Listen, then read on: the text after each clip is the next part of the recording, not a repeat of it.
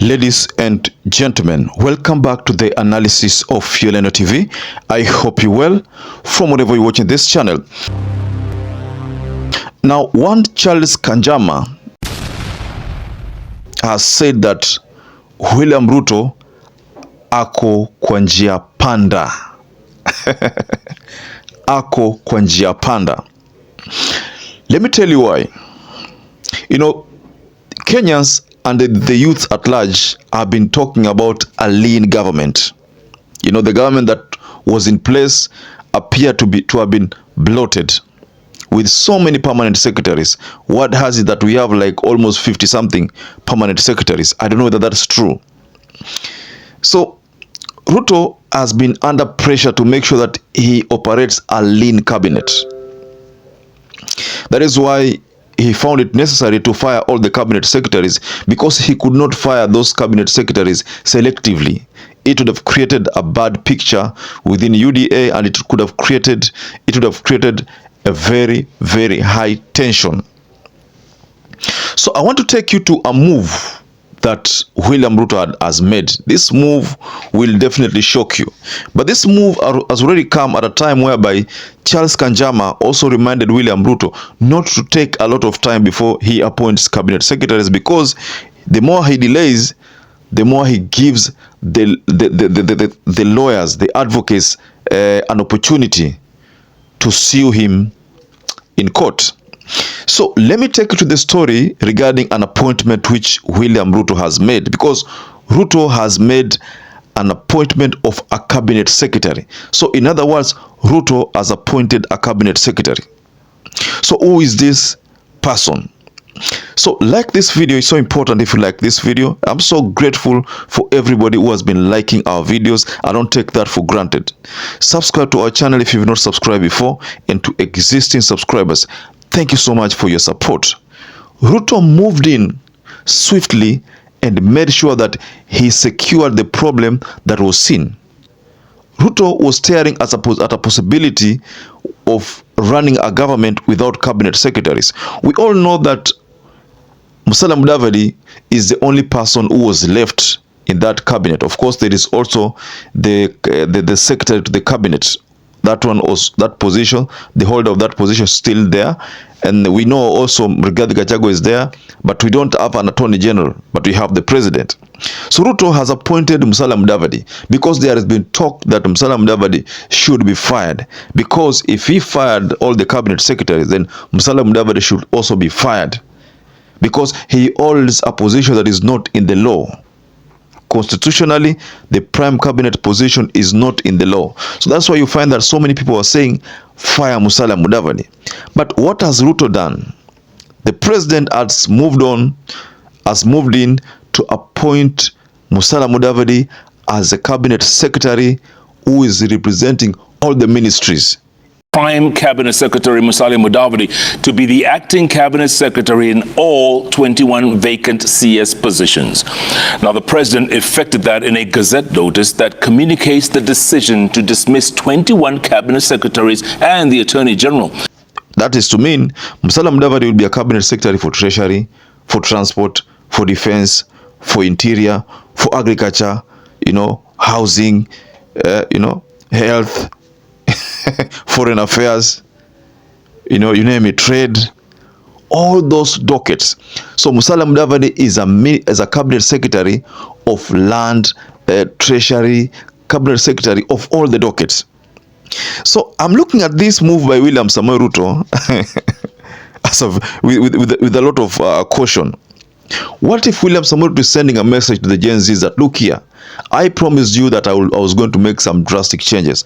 I'm going to operate a lean government. In fact, I don't even need ministers. I only need one person to manage all the permanent secretaries.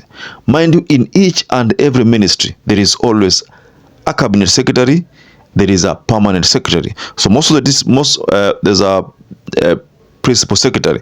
So most of these cases, people always ask themselves, so what is the role of a cabinet secretary and a principal secretary? What is the role?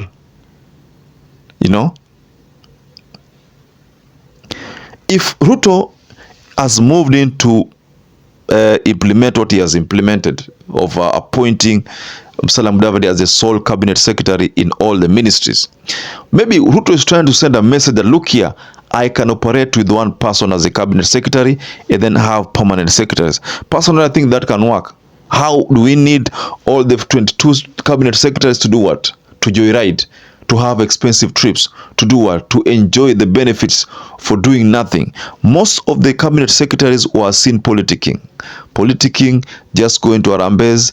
People like Murkomen just going to Harambes. People like Moses Kuria bad-mouthing Kenyans, talking bad about Kenyans, going to an extent of even threatening the media. For what? What was their role? I think William Samoei Ruto has looked at the roles of these cabinet secretaries and realized that maybe the government doesn't even need them. Earlier on, Charles Kanjama, and I was telling you about Charles Kanjama, issued a statement, and let me take this privilege to share what Charles Kanjama said. First of all, listen to what he said. Reasonable period, because the cabinet has roles that have been provided in the constitution to assist with accountability and collective decision making as a senior organ of the executive. So we can't say it's 1 week, it's 10 days or something like that, but it has to be a reasonable period. If it becomes too long, then someone can actually challenge the failure of the president to nominate cabinet secretaries in court and will probably get an order directing the president to appoint a cabinet within a reasonable period. Beautiful, ladies and gentlemen. That is what Charles Kanjama said. And in fact, he issued that as a warning to William Ruto. You make the appointments in time, or we go to an extent of, suing you in court. Of course, we know that Ruto is ako kwa njia panda, just like what Kanjama said. Ako kwa njia panda kwa sababu the government that he was talking about, the government, the broad-based government, or the government of national unity, one that the likes of Eugene Wamalwa have said hawataki kuwa party to. That government, Ruto knew very well that if at all they had a meeting with the stakeholders, civil society, the church, the youths, opposition leaders, any other interested party, then they would come to a conclusion that this is what we need to do.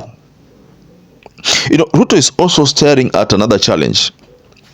If he goes ahead and appoints ministers to serve in his government, there is going to be tension, because remember the people who are in the ministries that he actually appointed, most of those people are his friends. Most of them fought for him during the time when he had problems with his boss. People like Aisha Jumwa, Murkomen, Duale, they fought for William Samoei Ruto. They sacrificed a lot. The speaker, the attorney general, who is the former speaker, also sacrificed to some level. Also, you realize that during some of the rulings in parliament, he could make biased rulings. Why? Because he was protecting William Ruto back then as the deputy president. So Ruto is also indebted to that person. He knows that he's indebted to the attorney general. So that's why you find that the murky waters that William Ruto finds himself in, inampatia changamoto kubwa. Should he go ahead and appoint people who never campaigned for him because the Gen Zs have said so, or should he just stick to Musalia Mudavadi, who will coordinate all the permanent principal secretaries? I think that is what he looks at. Afadhali asiappoint ili kusiwe na tension, because already kuna tension kule Elgeyo Marakwet. Kuna maandamano ilifanyika, watu wakitaka Murkomen aregeshwe. Maandamano ilifanyika. Kuna already there are calls in Mount Kenya wakisema wanataka slots 8. Mara kuna calls in Mount Kenya wakisema Kithure Kindiki aregeshwe. So I think based on the way things are unfolding, Ruto feels safe just having one cabinet secretary representing all the ministries. I think Ruto realizes that he's safe, so that when he conducts a cabinet a meeting, it's him, it's Gachagua, it's Musalia Mudavadi, the three, and the secretary to the cabinet, probably, and other people who are also part of it, the attorney general, So, ladies and gentlemen, what do you make of this move by William Ruto to appoint one person? Just go below on the comment section and tell us what you think about that. So perhaps if you watch this video and do not subscribe, take 1 second and subscribe, like this video. Until you catch up again, stay safe and stay blessed.